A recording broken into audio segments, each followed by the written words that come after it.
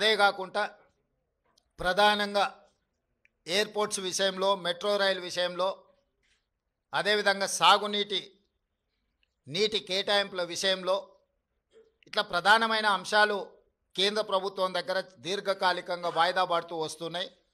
రేపు ఎవరైనా మంత్రులు అందుబాటులో ఉంటే అది డిఫెన్స్ కావచ్చు, అర్బన్ డెవలప్మెంట్ కావచ్చు, జలశక్తి కావచ్చు, ఎయిర్పోర్ట్ అథారిటీ రిలేటెడ్ ఇష్యూస్ కావచ్చు, మంత్రులు ఎవరైనా ఉంటే రేపు అపాయింట్మెంట్స్ ఒకవేళ దొరికితే అందుబాటులో ఉన్న ఎంపీలు, అందుబాటులో ఉన్న మంత్రులము ఆయా కేంద్ర మంత్రులను కలిసి రాష్ట్రానికి రావాల్సిన నిధులను, అనుమతులను రాబట్టుకోవడానికి ప్రయత్నం చేస్తాము.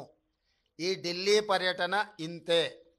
కొంతమంది హరాజ్ పాట పాడినట్టు 26సారి, 27సారి, 28సారి అని ఇట్లా హరాజ్ పాటలు పాడుతున్నారు.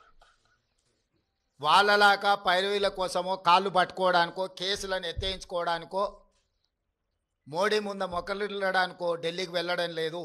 కేంద్ర ప్రభుత్వాన్ని అవసరమైతే నిలదీసైనా రాష్ట్ర ప్రభుత్వానికి రావాల్సిన నిధులు, అనుమతులను తెచ్చుకోవడానికే మేము ఢిల్లీ పర్యటన చేస్తున్నాము.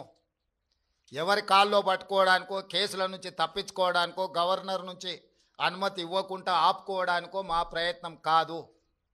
వాళ్ళకి నేను సూచన చేస్తున్నా, మీరు 10 సంవత్సరాలు నిర్లక్ష్యం చేయడం వల్ల రాష్ట్రానికి తీరని అన్యాయం జరిగింది.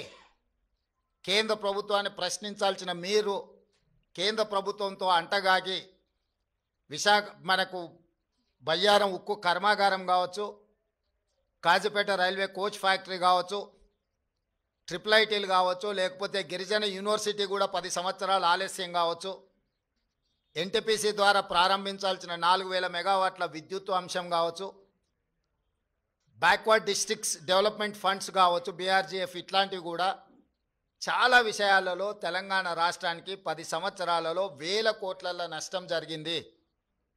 అది మన హక్కు, ఎవరి దయనో కాదు.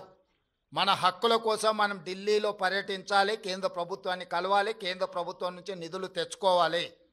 ఇది భారతీయ జనతా పార్టీ ట్రెజరీ నుంచి ఇవ్వడం లేదు, కేంద్ర ప్రభుత్వ ట్రెజరీ నుంచి ఇవ్వాల్సి ఉంది. ఇది ఫెడరల్ స్ట్రక్చర్ ఉన్న ప్రభుత్వము, యూనియన్ ఆఫ్ స్టేట్స్. వివిధ రాష్ట్రాలతో కూడుకున్న కేంద్ర ప్రభుత్వం వివిధ రాష్ట్రాలకు ఇవ్వాల్సిన నిధులను ఖచ్చితంగా ఇవ్వాల్సిందే. రాజకీయ పక్షపాత వైఖరితోనే నిర్లక్ష్యం వహించినా, లేకపోతే అన్యాయం చేసినా ప్రస్తావించడానికి పర్యటన చేయాలి. మన అంశాలను వాళ్ళ దృష్టికి తీసుకెళ్లకుండా రాష్ట్రానికి నిధులు వస్తాయనో, అనుమతులు వస్తాయనో ఫామ్ హౌస్లో పండుకుంటే రాష్ట్ర ప్రజలకు ప్రయోజనం ఉండదు. అందుకే ఎన్నిసార్లైనా వెళ్తాము ఢిల్లీకి. తప్పకుండా ఢిల్లీ నుంచి రాబట్టుకోవాల్సిన నిధులను అన్నిటినీ రాబట్టుకుంటాము. అప్పుడే తెలంగాణ రాష్ట్రం అభివృద్ధి జరుగుతుంది. తెలంగాణ రాష్ట్ర హక్కులను మనం కాపాడిన వాళ్ళం అవుతాము. మీ కడుపు మంట మాకు తెలుసు, మీ దుఃఖము మాకు తెలుసు. మీ కడుపు మంట కోసమో, మీ దుఃఖం కోసమో మీరు పెడుతున్న కాకి గోలను మేము పట్టించుకోము. మీలాంటి వాళ్ళను అలా అరుస్తుంటే మాకు ఒక రకంగా ఉత్సాహం వస్తుంది. ఎందుకు అని అంటే మీ బాధ, మీ దుఃఖం చూస్తుంటే మా కార్యకర్తలు సంతోషపడతారు. 10 సంవత్సరాలు మా కార్యకర్తల్ని వేధించుక తిని అక్రమ కేసులు పెట్టి ఈరోజు మీరు పడుతున్న క్షోభం చూస్తే, తెలంగాణ రాష్ట్రం అభివృద్ధి ఎక్కడ జరుగుతుందో అని అడ్డం పడేదాన్ని చూస్తే అప్పుడప్పుడు కోపం కూడా వస్తుంది. కానీ ఇవన్నిటిని ప్రదర్శించాల్సిన సమయం కాదు. ఏకాగ్రతతో, కార్యదీక్షతతో తెలంగాణ రాష్ట్రాన్ని అభివృద్ధి పదం వైపు నడిపించే బాధ్యత తెలంగాణ ప్రజలు మాకు ఇచ్చిండ్రు. ఆ దిశగా మేము ముందుకు వెళ్తామని చెప్పి తెలియజేస్తున్నాం.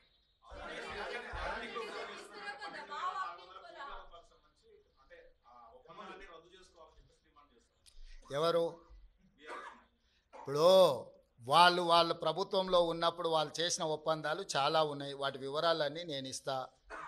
ఒక ఒప్పందాన్ని రద్దు చేయాలంటే దానికి న్యాయపరమైన సలహాలు కూడా తీసుకోవాలి. యూనిలాటరల్గా నువ్వు ఏది రద్దు చేసినా ఆ సంస్థలకు కోర్టుకు కూడా వెళ్ళే అవకాశం ఉంటుంది. ఈ రాష్ట్రంలో కాంట్రాక్టులు ఇచ్చింది, భూములు కేటాయించింది, అదాని ఫ్లైట్లో ఆడంబరంగా ప్రయాణాలు చేసింది వాళ్ళు. కాబట్టి ఈరోజు రాష్ట్ర ప్రభుత్వం రాహుల్ గాంధీ గారు చెప్పిన విషయాన్ని నేను ముందే ప్రస్తావించిన.